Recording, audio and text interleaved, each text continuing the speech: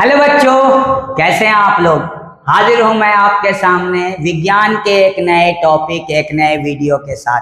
जी हाँ बच्चों, ये है हमारा चार्ज डेंसिटी, जितने भी चार्ज डिस्ट्रीब्यूशन है उसका पार्ट 3। तो आज हम लोग जो है वो वॉल्यूम चार्ज डेंसिटी के न्यूमेरिकल प्रॉब्लम और भी बहुत सारे जो नीट आईआईटी में आए हुए सवाल हैं उसको हम लोग सॉल्व करेंगे। तो चलते हैं हम लोग अपने वीडियो की तरफ। आपको अगर वॉल्यूम चार्ज डेंसिटी के बारे में बेसिक इंफॉर्मेशन नहीं है तो आप हमारा पार्ट 1 देख सकते हैं, जिसमें आपको पूरी तरीके से क्लियर हो जाएगा।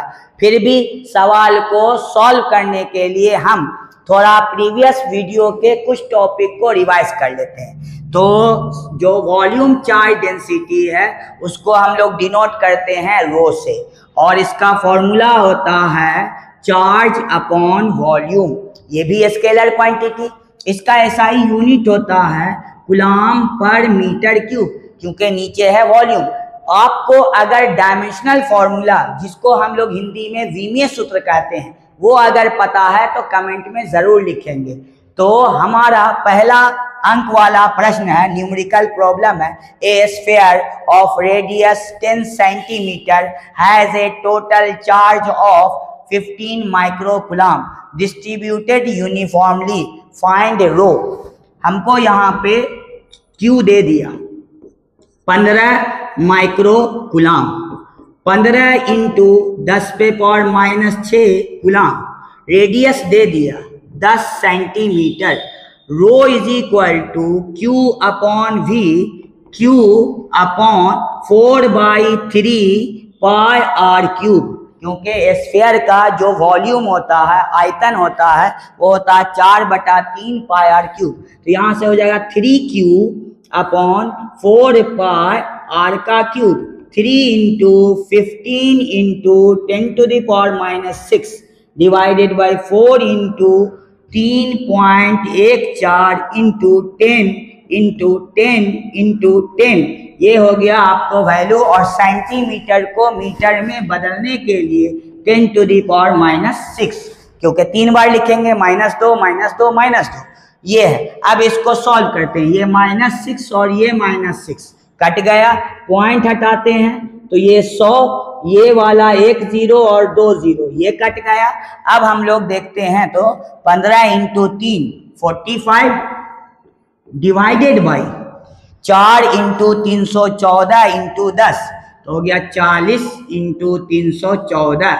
आंसर हो गया 45 डिवाइडेड बाई 4 इंटू 4 16, 4 इंटू 1 4 और 1 5, 4 तिया 12, उस पर 1 0। इतना कूलम्ब पर मीटर का क्यूब। इसको डिवाइड भी कर सकते हैं और जो इसका फ्रैक्शनल वैल्यू आता है आप उसको निकाल सकते हैं। चलिए हमारा अगला स्लाइड है।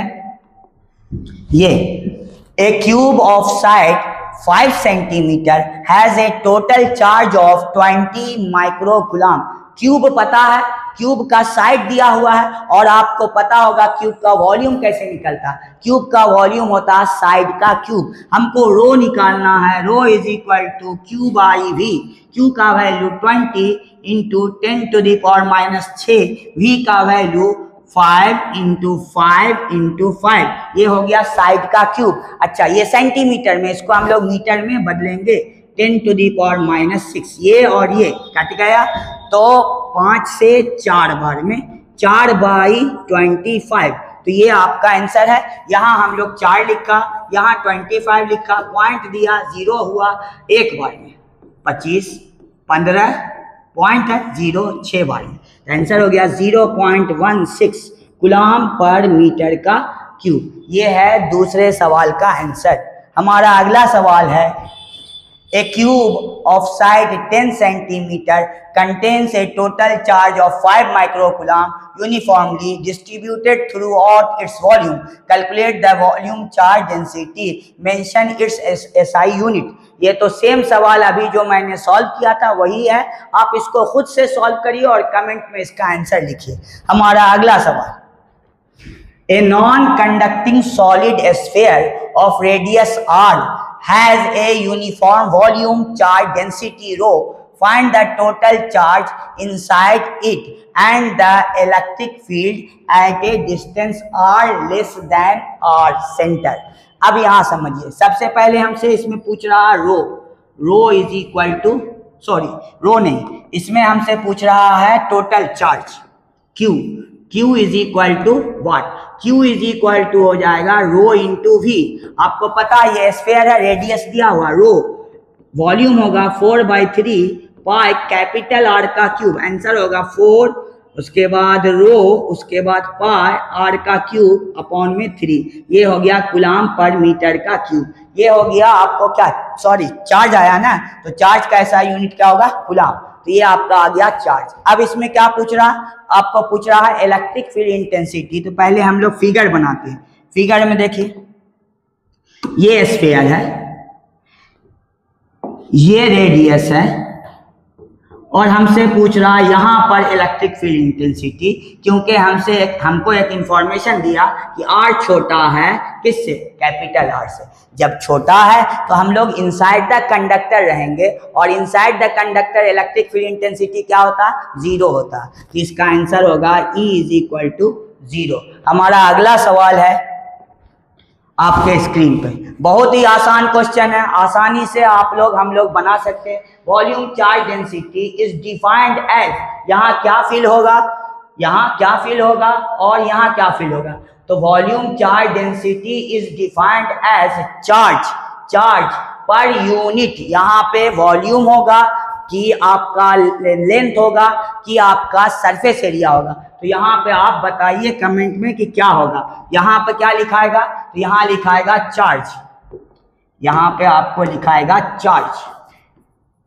अब यहाँ पे क्या लिखाएगा, पर यूनिट वॉल्यूम लिखाएगा या सरफेस एरिया लिखाएगा या लेंथ लिखाएगा, कमेंट करें। और आपका आंसर सही होगा तो मैं आपके नाम को अपने जो है वीडियो में मेंशन करूंगा। चलिए हम लोग अपने अगले स्लाइड में चलते हैं।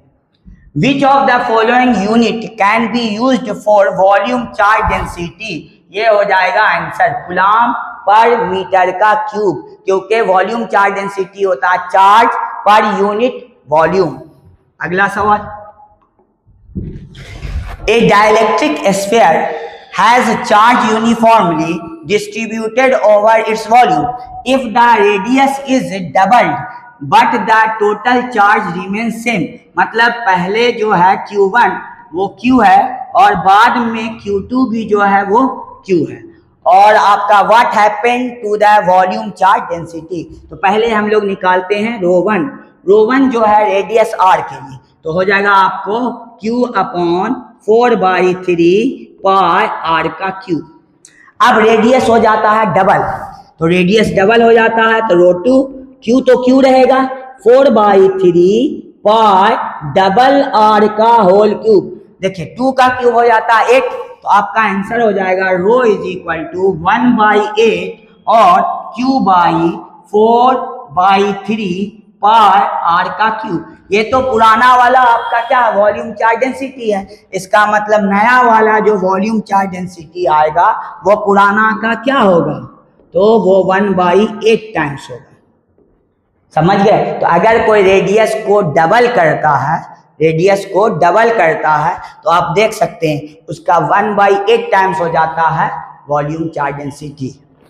हमारा अगला सवाल है, if a solid sphere of radius 0.2 metre, r is equal to 0.2 metre, uniform volume charge density rho is equal to 8 × 10⁻⁴ coulomb per metre cube, find the total charge enclosed in the sphere.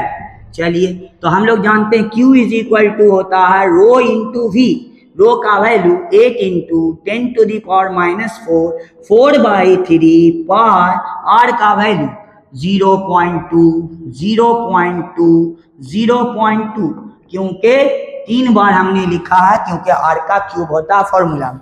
अब इसको solve करते हैं, तो solve करते हैं तो हम लोग यहाँ से देखते हैं ये 3 है, ये हो जाएगा आपको 8 × 10⁻⁴ इंटू 4 और 2 × 2 × 2 8 और 3 डिजिट के बाद पॉइंट ये हो गया मल्टीप्लाई हो गया, और डिवाइड में आपका 3 और साथ में पाई।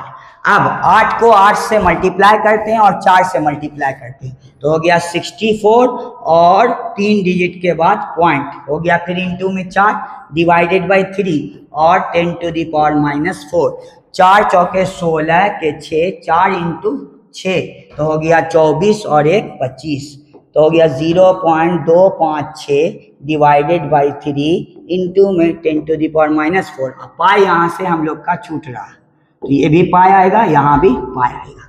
अब इसको 3 से डिवाइड करिए, जो भी आपका आंसर आता है वही होगा आपका क्या, चार्ज का वैल्यू, वही होगा आपका कूलाम। तो ये था इस सवाल का आंसर। हमारा अगला सवाल है, if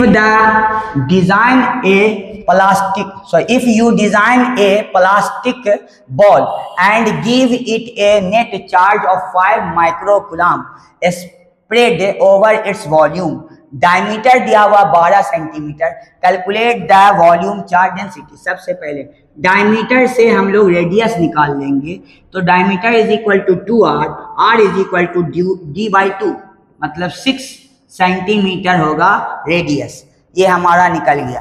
अब आता है हम लोग को volume charge density, rho is equal to Q/V, और ये कैसा है, तो ये बॉल है। बॉल कैसा होता है, स्फेरिकल शेप का होता है, तो इसका आंसर हो जाएगा 5 10 पे पावर -6 4/3 इंटू पाई इंटू 6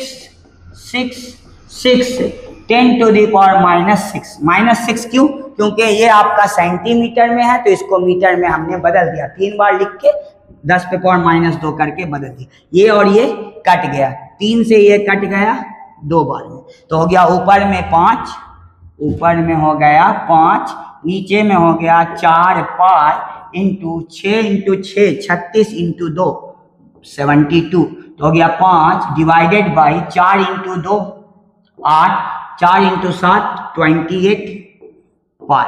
अब 5 से डिवाइड करिए, आपका आंसर आ जाएगा। ये है आपका क्या, वॉल्यूम चार्ज डेंसिटी का वैल्यू, कूलाम पर मीटर क्यूब। तो ये था इस सवाल का आंसर। हमारा अगला स्लाइड आने वाला है, देखते हैं कौन सा सवाल इसमें निकलता है। 2 sphere A and B have radii in the ratio 2:3. If the total charge on both spheres is the same, find the ratio of volume charge density. सबसे पहली चीज थोड़ा कैलकुलेशन करना पड़ेगा इस सवाल के, तो आते हैं हम लोग। ρ1 is equal to Q/4/3 pi R1 का cube, ρ2 is equal to Q/4/3 pi R2 का क्यूब। हम लोग क्या करते हैं, तो दोनों का रेशियो निकालते हैं, तो ρ1 upon ρ2 is equal to Q/4/3 pi R1 का क्यूब डिवाइडेड बाई Q/4/3 और पाई R2 का क्यूब। देखिए ये और ये कट गया, Q और Q कट गया, R2 का क्यूब ऊपर जाएगा और R1 का क्यूब नीचे आएगा। R2 का वैल्यू दिया हुआ है 3, R1 का वैल्यू दिया हुआ 2, तो हो जाएगा 27/8। ये होगा इस सवाल का आंसर, क्योंकि 3 का क्यूब हो जाएगा 27 और 2 का क्यूब हो जाएगा 8। तो ये आपका इस सवाल का आंसर हुआ। उम्मीद करते हैं समझ में आया होगा। अगर समझ में आया होगा तो थम्स अप जरूर करेंगे कमेंट में। हमारे पास अगला है, ये आपका कॉलम 1 और कॉलम 2 है, इसको मैच करना। देखिए वॉल्यूम चार्ज डेंसिटी, इसका डायमेंशनल फॉर्मूला कौन सा है, ये मैच करना। दूसरा क्या है, इलेक्ट्रिक फील्ड इंटेंसिटी, इसका डायमेंशनल फॉर्मूला कौन सा है, ये आपको मैच करना। तीसरा क्या है, चार्ज है, और चौथा जो है वो पोटेंशियल है V। तो सबसे पहले हम लोग आते हैं, चार्ज का जो डायमेंशनल फॉर्मूला होता है वो AT, इलेक्ट्रिक फील्ड का जो होता है वो होता है ML_T-3A-1, और पोटेंशियल का जो होता है वो होता है ML²T-3A-1, और वॉल्यूम चार्ज डेंसिटी का होता है ATL-3। तो ATL-3 कहीं पे है हमारा, तो ATL-3, तो ये हो जाएगा आपको वॉल्यूम चार्ज डेंसिटी का। लगता है ये तो ऐसे ही लिखा ही हुआ पूरा मैच करके, ये तो हाँ इलेक्ट्रिक फील्ड इंटेंसिटी का यहाँ लिखा हुआ है, उसके बाद चार्ज का लिखा हुआ है, तो सब एक दूसरे का मैच करके लिखा ही हुआ था, इसमें कोई ऐसी परेशानी है नहीं, सब सामने में लिखा हुआ, समझ गए। तो ये सब डायमेंशनल फॉर्मूला होता किसका किसका, तो चार्ज का, इलेक्ट्रिक फील्ड इंटेंसिटी का और पोटेंशियल डिफरेंस का, रो का। तो कैसा लगा ये वीडियो? अगर अच्छा लगा तो कमेंट में ज़रूर लिखेंगे और फीडबैक ज़रूर देंगे। तब तक के लिए अलविदा, मिलते हैं फिर नए वीडियो के साथ।